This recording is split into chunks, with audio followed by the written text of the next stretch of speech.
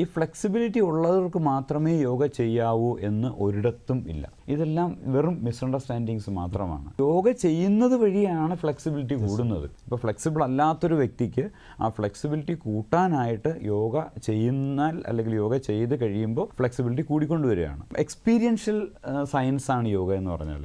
നമ്മൾ എക്സ്പീരിയൻസ് ചെയ്യുന്ന ഒരു സുഖമാണ് യോഗ എന്ന് പറയുന്നത്. ഒരു പെർഫോമിംഗ് ആർട്ടല്ല യോഗ ശരിക്കും പറഞ്ഞാൽ. ഒരു ജീവിതത്തിൻ്റെ ഒരു വളരെ സയൻറ്റിഫിക് ആയിട്ടുള്ള ഒരു ജീവിത കലയാണ് യോഗ. പതിയെ പതിയെ നമ്മളൊരു ഫ്ലെക്സിബിൾ അല്ലാത്ത ഒരാളിന്, ഇപ്പോൾ വളരെ വണ്ണമുള്ള ഒരാൾ, നമ്മൾ പറയും ഇയാൾ യോഗ ചെയ്യാൻ പലർക്കും ഒരു വിമുഖതയാണ്. ഇപ്പോൾ നമ്മുടെ ഹോസ്പിറ്റലിൽ തന്നെ പേഷ്യൻസ് വരുമ്പം, അയ്യോ ഡോക്ടറെ ഞാൻ വളരെ തടിയുള്ള ആളാണ്, എനിക്ക് യോഗ ചെയ്യാൻ കഴിയുമോ?